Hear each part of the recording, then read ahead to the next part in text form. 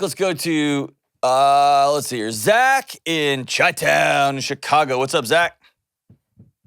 Oh, not much. How are you doing today, Dr. John? We're just figuring it out, my brother. How can I help, man? Oh, good.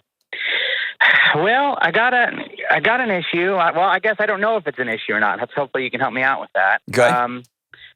So my mom, she's been married 3 times, and she just can't seem to have a relationship that sticks. And she just goes from boyfriend to boyfriend. She don't even leave the one before she gets with the other. It's crazy. And I have a 2-year-old, and she likes to spend time with my 2-year-old, which is great. But the boyfriend is always around in some way. Either he lives there or she has to do something. Nope. I'll solve that one for you. Answer is no. See, and I always, I'm married, but I always heard, like with divorces and stuff, you should be careful of bringing somebody new around. I just didn't know. I just didn't know if it was a huge deal having someone, because they just visit for a couple hours or whatever. I didn't know how to go about that. Super direct. Yeah, man, the number of young women I've met with over the years, I can't even count. Mm-hmm. Mom's boyfriend, stepdad's girlfriend. Like the number of people who have had negative interactions there, I mean, I can't even count. So I don't know what the statistics on that is. I don't want to overstate it. But 2 things are sounding loud and clear to me. Number 1, either you or your wife have some alarm bells going off. Listen to your gut when it comes to your kid, okay? Mm-hmm. Listen to your gut. Number 2, it's as simple as, Mom, I love you so much. Anytime you want to come over here and be with the kid, that is great. I am overbearing when it comes to people that I don't know interacting with their child. And so I don't want her or him around any of your boyfriends. But honey, they're just No, I'm sorry, Mom. I know it's weird, and I know it's a lot, and it's probably me just being a first-time parent. That's fine. But I don't want my baby around anybody that we don't know and that we're not comfortable with. If you date somebody for a long time and bring them around and I get to know them and our wife gets to know them and we both feel like that person's safe, then great. But that's our decision to make. And it could cause drama. It could cause, well, then fine, you're judging me. That's all. You can't control how mom's going to respond. What you can do is protect that baby little girl. And that's not a risk I'm willing to take. Okay. So you're saying just... you sound disappointed, man. Once we get to know them, 6 months, a year down the road, whatever the case may be, then it might be okay. They might not be a bad guy. It's just we have no idea. Yeah, I don't care. I mean, it's not my job to filter through whether this...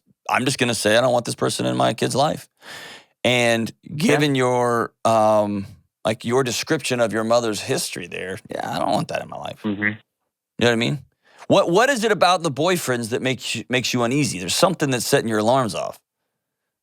Well, it's just every boyfriend she's had or husband, there's always been a problem. Her first husband was my dad, of course, and they divorced before I was even 2, so I can't tell you what the problem was there. But her second husband, he was angry all the time, always yelling, throwing things, and just crazy situations. And her third husband, same way. So it's just her judgment is always off.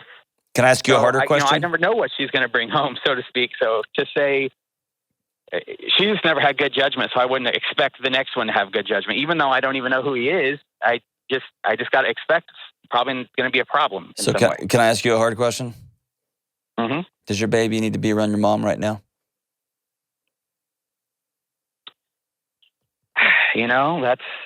That's a good question. It's not a good question. That's a simple. Boyfriend. That's a softball question. Your mom is the common denominator here. Figures her stuff out. That's right. And that's a really, really hard conversation. And I know that.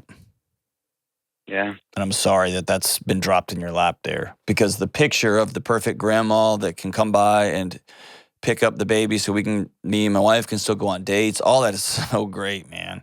Or just dropping the kid off so I can go to Target real quick and Home Depot for a minute and clear my head. Man. And the Christmases and all those fantasy pictures are so good. It doesn't sound like your mom's a safe space for that baby girl right now. And it might be that grandma can see her granddaughter around you guys. Mm-hmm. When y'all are at your house, that sounds great. And it might be that you'll have to set a broad boundary. Like, we're not letting her go to anybody's house right now. We're kind of circling the wagons a little bit for a season. You're not going to let her come see your grandma? No, you can come over here and see her. That's fine. But we're going to keep her here. And that's going to impact you guys. It's going to be hard because it's going to impact your dating life and it's going to impact your ability to run to the store and stuff. And your daughter's worth that. Is that fair? Yeah, you're very right. I hate that for you, man. Like, just guy to guy, I hate that. And it's just so tough because my mom literally, she bought a house 2 houses down from me so she could be around. That's when she was a little more stable. And now, like I said, all this stuff going on in her life, she's never even there. She just ran off to Tennessee with her new boyfriend this week. So, and that's, hey, it's weird. It's your mom, dude. That's so weird. I know. Yeah. You know what I mean? And if you go back and listen to this call, you're talking about your mom as though you're 48 and it's your 22-year-old daughter, which tells me you have that's been. how I feel like. It is, because you have been responsible for the emotional regulation of your mom your whole life. And that's not your job. Yeah. She's an adult. And you've been carrying it and carrying it and carrying it. And there's a little voice in the back. Number one, your wife sees it all. She sees it all, doesn't she? Oh, yeah. Yes. So part of this may be you sitting down with your wife saying, hey, you were super right. I'm sorry. Please don't bring this up in a future fight. I was wrong. And we're going to create some boundaries here. And they're your boundaries to create because it's your mom. But there's part of your body that doesn't want your daughter having to carry the same load that you've had to carry.